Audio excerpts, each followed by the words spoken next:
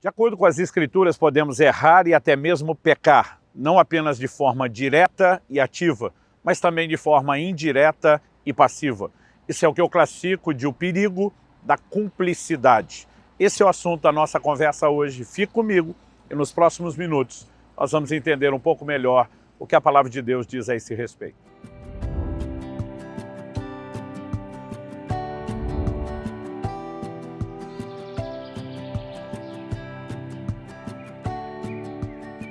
Estou hoje em Seattle, nos Estados Unidos, passando para trazer mais uma palavra ao seu coração. O apóstolo Paulo, em Efésios, no capítulo 5 e no verso 11, pelo Espírito de Deus nos adverte: e não sejam cúmplices nas obras infrutuosas das trevas. Pelo contrário, tratem de reprová-las. Aqui nós temos uma advertência dirigida aos cristãos sobre não ser cúmplice, sobre não ser coparticipante nas obras infrutíferas das trevas.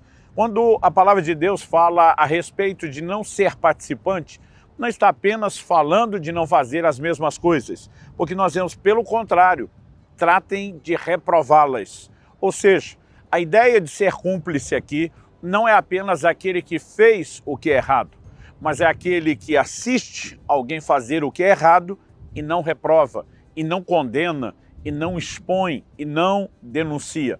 Ao longo das Escrituras, nós temos outros exemplos e textos bíblicos falando sobre a questão da cumplicidade. Mas antes de avançar, eu quero que a gente possa voltar no verso 6 de Efésios 5. O texto diz: não se deixe enganar com palavras vazias, porque a ira de Deus vem sobre os filhos da desobediência por causa dessas coisas. E anteriormente ele fala de várias práticas pecaminosas, né? Ele diz no verso 3, do 3 ao 5, que a imoralidade sexual, toda impureza ou avareza não sejam nem sequer mencionadas entre vocês como convém a santos, não usem linguagem grosseira, não digam coisas tolas nem indecentes, pois isso não convém, pelo contrário, digam palavras de ação de graças. Fiquem sabendo disso, nenhuma pessoa imoral, impura ou avarenta, porque a avareza e a idolatria têm herança no reino de Cristo e de Deus. E depois de todas as advertências feitas contra essas práticas pecaminosas, então ele diz: não se deixe enganar com palavras vazias, porque há muita gente, infelizmente não só do lado de fora da igreja, mas até do lado de dentro, tentando defender muitas dessas práticas com um discurso de nada a ver. E a Bíblia está dizendo: não se deixe enganar. E diz: porque a ira de Deus vem sobre os filhos da desobediência por causa dessas coisas. E aí no verso 7 ele diz: portanto, não participem daquilo que eles fazem. Não participem das suas obras, e também não devemos participar do juízo anunciado sobre eles, caso os sigamos nas suas obras. Então ele diz, verso 8, porque no passado vocês eram trevas, mas agora são luz no Senhor. Vivam como filhos da luz, porque o fruto da luz consiste em toda bondade, justiça e verdade, tratando de descobrir o que é agradável ao Senhor. E é só depois disso, nesse contexto, que ele diz: não sejam cúmplices nas obras infrutíferas das trevas, pelo contrário, tratem de reprová-las. Pois aquilo que eles fazem em segredo é vergonhoso até mencionar, mas todas as coisas, quando reprovadas pela luz, se tornam manifestas, porque tudo que se manifesta é luz. Há muitas formas e maneiras pelas quais nós podemos entender no dia a dia o que é a cumplicidade e como devemos reprová-la. A primeira delas, mais do que uma reprovação verbal, diz respeito a um estilo de vida, a um estilo de conduta. Muitas vezes somos chamados e convidados por outros a nos envolvermos em práticas que talvez não cometeríamos, mas às vezes os acompanhamos, às vezes não denunciamos, às vezes não reprovamos, e eu e você precisamos de uma perspectiva maior do que é o perigo da cumplicidade em situações como essas. Ao longo das Escrituras nós temos várias advertências, inclusive exemplos práticos sobre isso. Uma outra advertência que merece ser considerada aqui está em Apocalipse, no capítulo 18, no verso 4.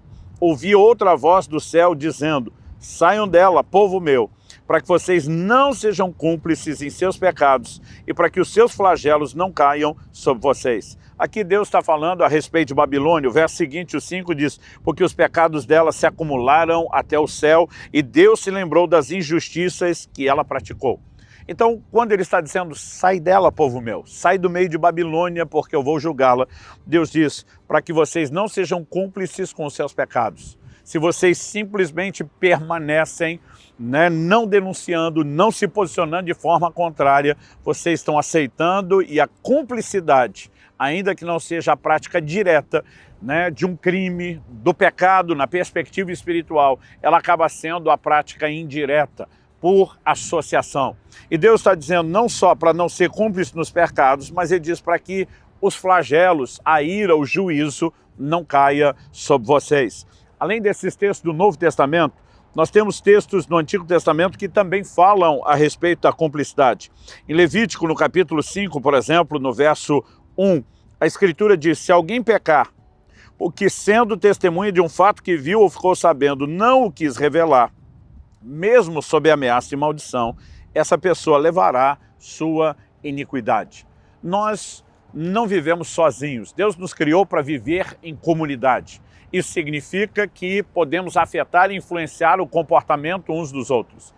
A mesma Escritura que nos mostra a importância de pregar o Evangelho, chamar as pessoas à justiça e uma resposta a Deus, nos traz inúmeras advertências, né? O livro de Provérbios, por exemplo, está cheio delas, de como nós não podemos nos deixar ser seduzidos pelos pecadores e andar com eles, e seguimos nas mesmas práticas. Então nós precisamos entender que nessa vida em sociedade, nós somos afetados pelas decisões de indivíduos, acabamos sendo afetados como um todo. Por exemplo, o pecado de Acã não foi só o pecado de Acã, ele prejudicou toda a nação.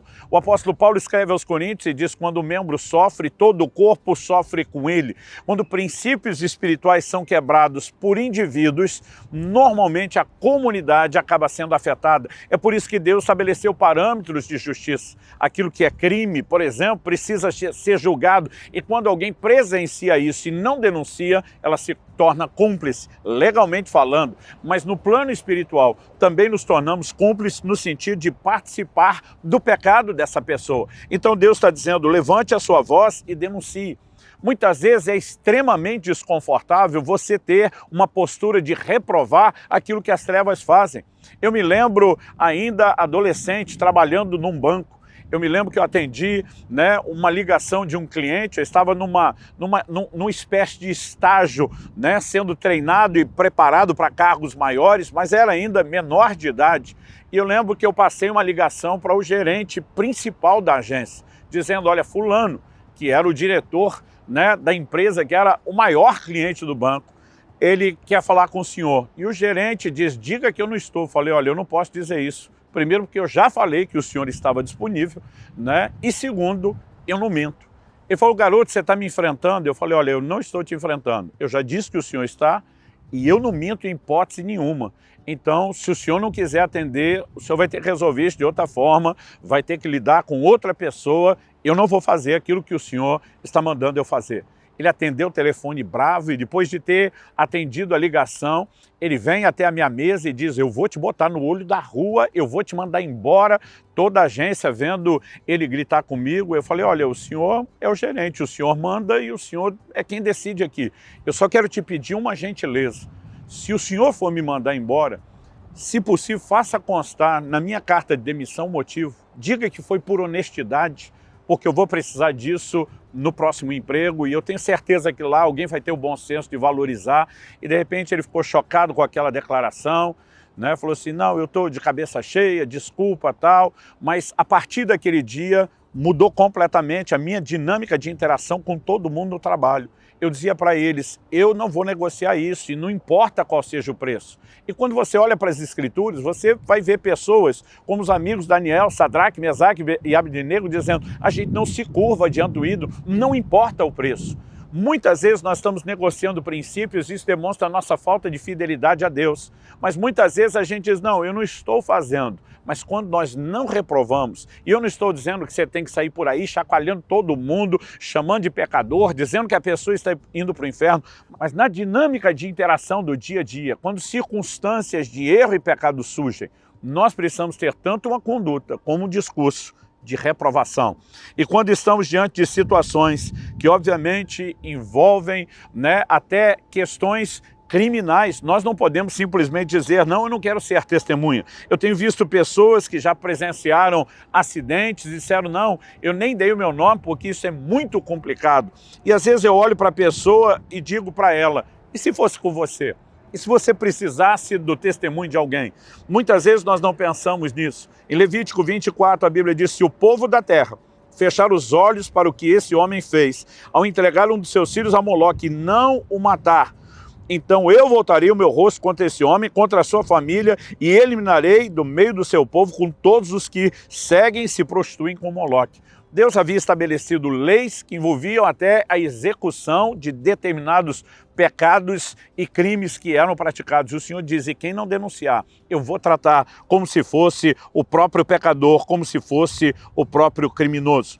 Em Lucas 11:48, Jesus diz, assim são testemunhas e aprovam com cumplicidade as obras dos pais de vocês, porque eles mataram os profetas e vocês edificam túmulos para ele. Jesus fala de uma conduta onde as pessoas eram tanto testemunhas como acabavam sendo pessoas que aprovavam com cumplicidade. Não fizeram aquilo, não se pronunciaram verbalmente favoráveis, mas o silêncio e a atitude de quem simplesmente não reprova se tornou cumplicidade. Em Romanos 11:32 a Bíblia diz, embora conheçam a sentença de Deus, de que os que praticam tais coisas são passíveis de morte, eles não somente as fazem, mas também aprovam os que as praticam. Nós estamos diante de situações na nossa sociedade, leis tentando aprovar o aborto e uma série não apenas de crimes, mas de injustiça e violência à vida daqueles que não podem se defender em inúmeras áreas. Nós não podemos nos silenciar.